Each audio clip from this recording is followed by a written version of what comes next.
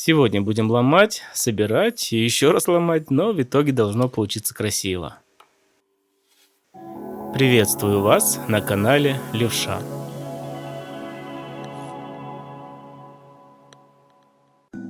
У одного человека есть много ненужных девайсов и много ненужных проводов. От одного из них по-любому нужно избавляться. От часов есть беспроводное и оригинальное зарядное устройство, а вот к телефону такого не было. Как-то товарищ мне подогнал вот такой беспроводной зарядный модуль, который встраивается в мебель, барную стойку, да в принципе куда угодно. Вот я и решил их совместить. Этот модуль фирменный, имеет все сертификаты и к тому же поддерживает быструю зарядку, что нам и нужно. У меня был вот такой разветвитель, но для наших целей он не подойдет. Пришлось купить еще одно зарядное устройство. Будем сегодня делать док-станцию на два заряжаемых устройства. Это будет Apple Watch и iPhone. Основная идея в том, чтобы встроить блок питания в саму станцию, а не тянуться потом к розетке, чтобы ее обесточить. В принципе, свои девайсы можно подключать и проводами, но это не очень удобно, не очень эстетично, и для каждого прибора нужен свой блок питания. Есть много док-станций разного дизайна и цвета на AliExpress. Нужно только смотреть, чтобы обязательно была функция быстрой зарядки.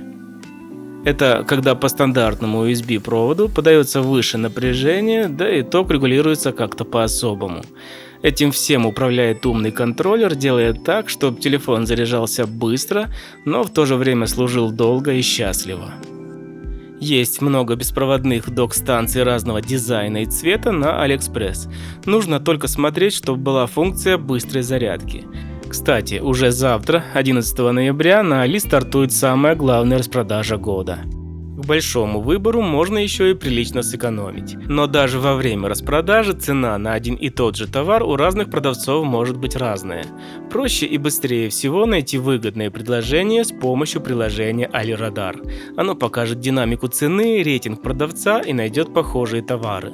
Если цена на данный момент не устраивает, можно добавить товар в избранное и дождаться уведомления от AliRadar, когда она будет снижена, что очень удобно. Кстати, помимо сервиса для браузера, есть приложение для смартфона. Оно также обладает полным функционалом. Можно следить за ценой, проверять рейтинг, добавлять в избранное и многое другое. Сейчас большинство людей привыкли делать все со смартфона. Для них это будет особенно удобно.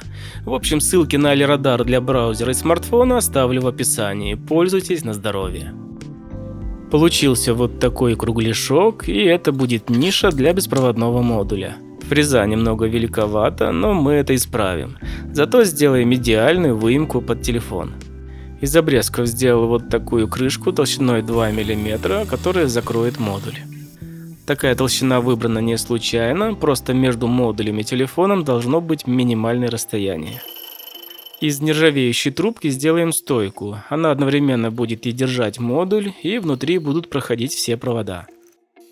Сверлим отверстие, в которое вставим другую трубку, в ней также внутри будут идти провода, и она будет фиксировать второй модуль.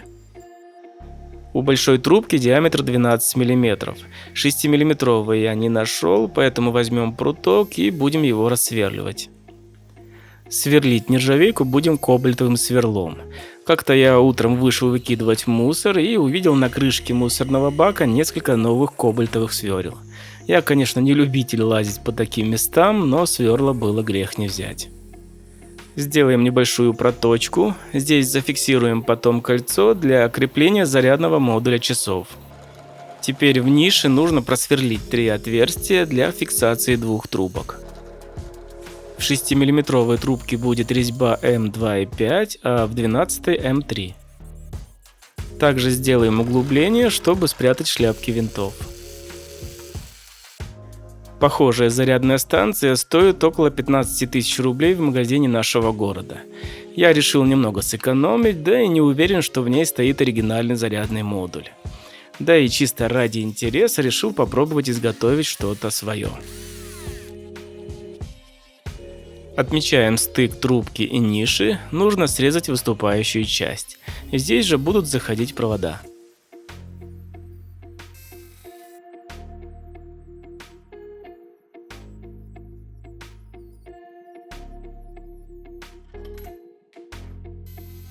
Купил вот такую маленькую шарошку из твердого сплава ВК-8, грызет прям все за милую душу.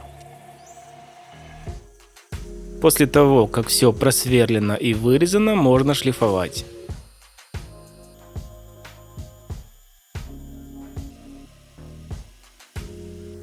Полируем пока пастой Гои, хотя купил уже специальную для нержавейки, нужно будет попробовать. Наклеил вот такую прозрачную пленку и уменьшил диаметр. Это как бы самый быстрый вариант. Уже можно собирать окончательно. Для этой детали останется только покраска. Еще внизу трубки за кадром сделал небольшую прорезь, чтобы вводить провода в подставку. Само основание также будет деревянным. Вначале фрезеруем нишу под телефон. Никаких завитушек и объемных изображений делать не будем, я считаю, что они не сочетаются с современными девайсами. Делаем угловые подставки, чтобы фрезеровать отверстие под стойку. Теперь не нужно гадать, под каким же углом фрезеровать.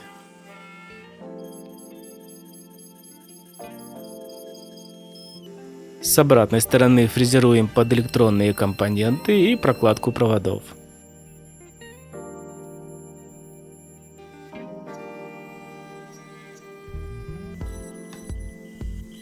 Сбоку делаем отверстие под микропереключатель.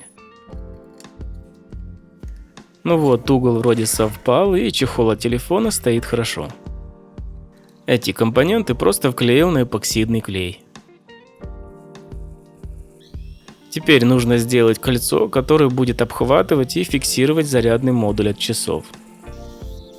Его сделаем из латуни, не будем ни полировать до блеска, ни патинировать, просто пусть будет как есть.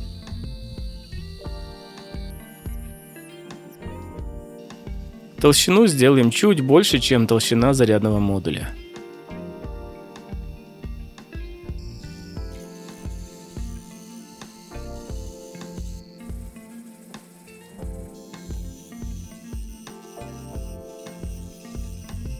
Самое сложное — это замок для соединения с 6-мм трубкой.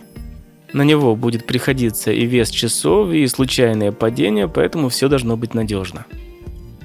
Часть этой работы осталась за кадром, но я думаю, вам понятно, как это устроено. А теперь просто берем и перерезаем провод устройства стоимостью 3000 рублей. Просто по-другому не получится, нужно продеть провод внутри. Часть оплетки нужно срезать, и теперь все можно соединить.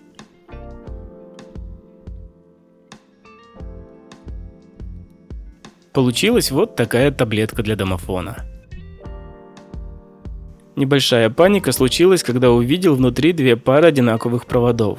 Не доверяя тестеру, даже разобрал штекер, чтобы убедиться, что все запараллелены. Значит, можно продолжать сборку. Вертикальную стойку вклеил на металлбонд. В кадре не показывал, потому что очень быстро схватывается. Клеит очень хорошо к металлу и выглядит примерно вот так. Также и от основного модуля все родные провода отпаиваем и припаиваем другие. Внутрь положил вот такую пробковую подложку, чтобы защищала и поджимала модуль вперед. И уже после этого можно клеить переднюю крышку.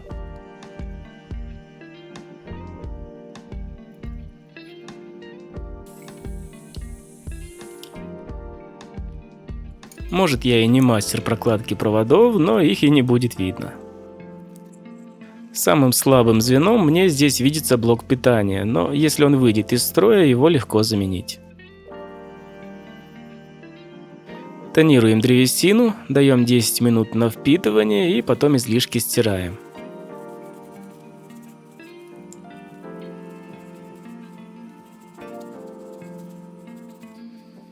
Получилось примерно вот так. Через пару дней можно еще натереть воском.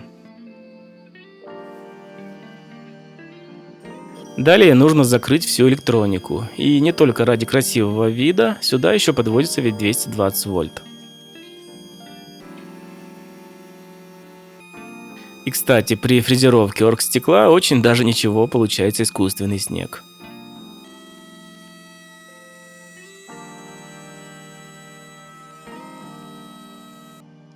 Сделаем еще дополнительную нишу, поскольку блок питания выступает чуть выше, чем остальные компоненты. Ну и вкручиваем 4 самореза и приклеиваем ножки. При желании изнутри оргстеклом можно покрасить. Мне понравилось, как все получилось, конечно, не без придирок, но это же творчество. Самое главное, чтобы оно работало и радовало своего владельца. Наконец, долгожданный момент истины.